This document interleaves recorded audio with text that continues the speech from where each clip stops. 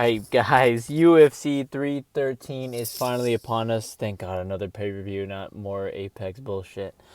Oh, thank God, man. It feels so good to be back. But here we go, man. Let's just go through these. I got a lot to say about the main card and a couple fights on here, but let's go through these early prelims. Jordan Santos, Ozzy Diaz, 10-1, 9-3. Now, I've seen Ozzy Diaz fight, and I really do like Ozzy Diaz. I like his style, so I'm going to go with Ozzy Diaz. Chris Gutierrez, John Castaneda.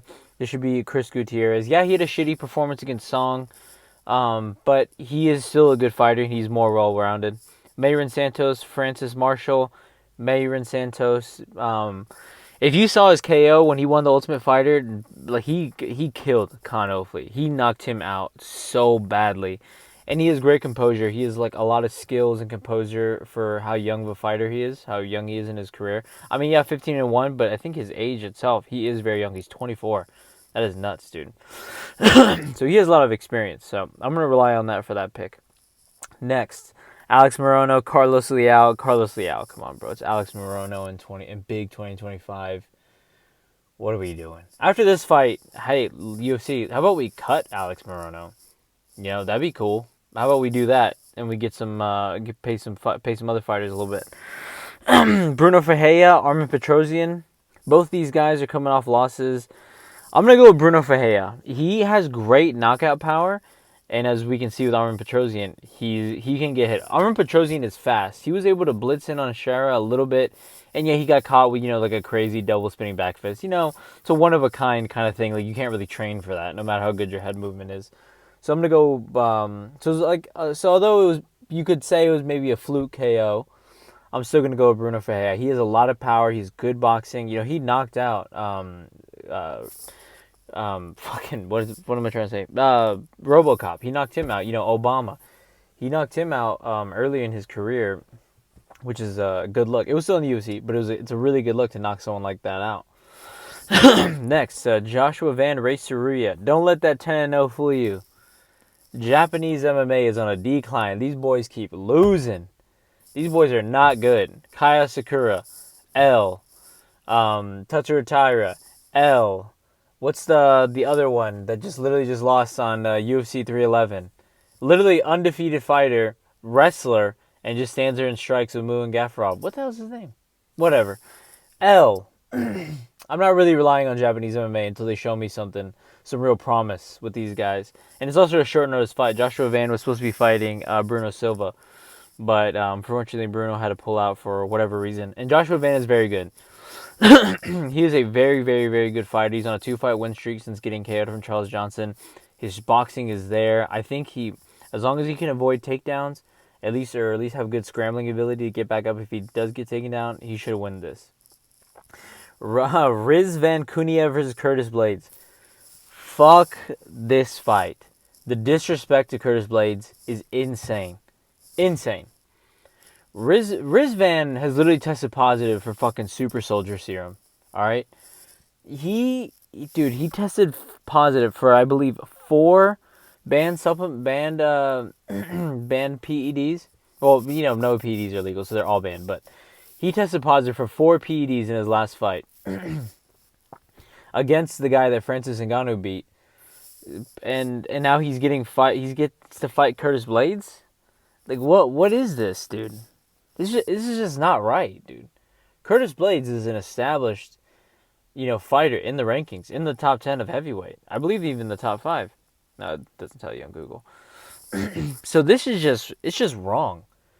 I'm rallying behind Curtis Blades. He needs to win this, and if he doesn't, it would be devastating to see, to be honest. Because this is a fight he should have won. The thing is, this guy took PEDs, and he's not even fit. He's not even yoked. He's still just fat. So I don't know what the fuck the PEDs were for, maybe because they didn't help. At least not in looks and aesthetics. But let's move on to the main card. Ooh, Bobby King Green versus Mauricio Ruffy. Ruffy, one of the fighting nerds. It doesn't say the odds on Google, but the odds are insane. I think Ruffy's a 5-1 favorite, which is insane. Yeah. I mean, Bobby Green is Bobby Green. He got choked out in his last fight. He's kind of a win one, lose one journeyman at this point. But I mean, 5-1 is still insane. Bobby Green I would say, is a live underdog. He could fraud check Ruffy, and I'm not picking him to, but he could. He could. I mean, he's got a chance as much as anybody else. But I'm gonna go with Ruffy. Ruffy's flow state kind of striking is just really, really good.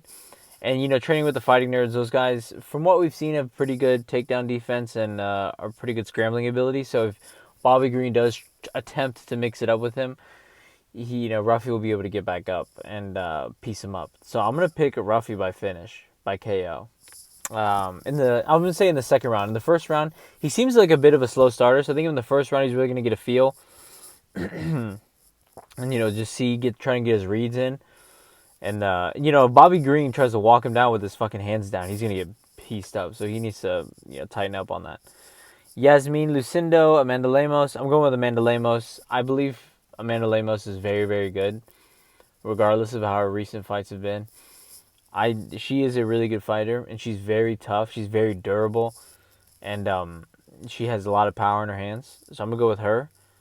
By decision, though, I'm going to go Yasmin Lucindo is very good herself. Same kind of deal.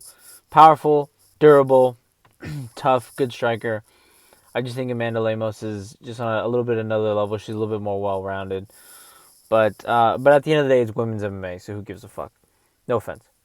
No, respectfully. Jalen Turner, Ignacio Bahamondes. Finally, dude, what we've really been waiting for, a battle of the freaks, dude. A battle of the tall freaks in the lightweight division. Dan Hooker was the first tall freak, and he's kind of grandfathered into the system. So he's high up in the rankings, and that's where he can stay. That's fine. But there is also a bunch of other tall freaks coming up, like or that are in the rankings already. Jalen Turner's already in the rankings. We got Ignacio Bahamondes. We have Joel Alvarez for ZM. Just to name a few. So we need to start replacing some of these other motherfuckers with other ones. And, Jalen Turner, recently in his career, he is also a bit of a win-one, lose-one kind of fighter. It's, hate to see it, but it's just how it's been going for him. And Ignacio Bahamondes, he's very good. I believe he's on a 2-fight win streak right now, just knocked out Manuel Torres. Oh, Manuel Torres, another tall freak. But I'm going to pick Jalen Turner. I'm going to pick Ignacio Bahamondes to finish this. I'm going to say it's a third-round finish. From what we can see, Jalen Turner, though, he is very durable himself. And he's very tough. I don't believe he really gives up on himself, which is good. He has heart, from what we can tell. But I'm going to say this is probably going to be either a third-round finish for Ignacio Bahamondes or it goes to the scorecards. And it's going to be pretty interesting. I like that one a lot. I think this was a little bit more of a 50-50, though. So, Justin Gaethje, Rafael Fiziev. Unfortunately, we don't get, the CTE special. We don't get to watch someone die in the octagon this Saturday night, unfortunately, because Dan Hooker, unfortunately, had to pull out. But this is still good. Rafael Fiziev, he's taken a long layoff after getting injured. His fight before that was against Justin Gaethje, where he lost a decision, unfortunately, for him. But he's taken a lot of time off. He's been training. He's been recovering. And he's been ready. He's been asking for a fight. I really don't know why he hasn't gotten one. But here he is, man. And on short notice. Not that much short notice. But it's on short notice. All right. It's on short notice. And then we got Justin Gaethje. Took a long layoff himself. But let's look at the age, dude. This motherfucker is 36 years old. He's 36 years old. In the lightweight division, that's not a good look. And also, his last fight was a CTE fest. He was getting pieced up the entire fight, and then he gets flatline KO to cap it off. I just, no matter how much time you take off, I don't know if you can really come back from that. Like what he did to Tony Ferguson is what Max Holloway did to him. So I don't know, man. I think I was gonna pick Dan Hooker to beat Justin Gaethje. And although like Justin Gaethje, yeah, he beat Rafael Fiziev a couple years ago, and Rafael Fiziev was injured. I believe he tore his hamstring in his last fight. I think he's taken enough time off, and he's still young. He's only 32. Hopefully, he has the youth. And oh man, this sucks, man. It sucks to see it. I hate to see Justin Gaethje go out like this, but I'm gonna go with Rafael Fiziev, man. Rafael Fiziev. Third round TKO, late rounds TKO. because I think he's going to be timid. I think they're both going to be timid in the first round. It's going to be pretty uneventful. And then the second round, they're going to start getting more of a feel for each other. They're going to pick it up, and Rafael Fiziev is going to get a lot of confidence, and he's going to piece him up in the third. Now we have the main event, the moment we've all been waiting for. Well, actually, no one's been waiting for this except for Ankalaev. But it's fine. He's deserving. He fought the fights he needed to fight. And yeah, now here we are. Let's get some things out of the way. I don't think Ramadan is going to play a big factor. I believe he's been eating, regardless of Ramadan. So I don't think that's going to play into it too much. Let's throw that out of the way. The leg kicks. Yeah, we saw him struggle against leg kicks against Jan, but since then, no one's been able to implement them super effectively against him. So I'm gonna throw the leg kicks out of the way as well. I think he can avoid those. And yeah, maybe Alex Pereira's leg kicks are on another level. But we will find out Saturday night. But as far as I can tell, he's done a good job to remedy that that little issue he had with his preparation. Now another thing is the grappling. He's not a grappling first kind of guy. He's a strike first kind of guy. He says it himself. He is a striker, and he's saying himself that he's not going to grapple with Alex Pereira. He said he wants to knock him out. He wants to finish him.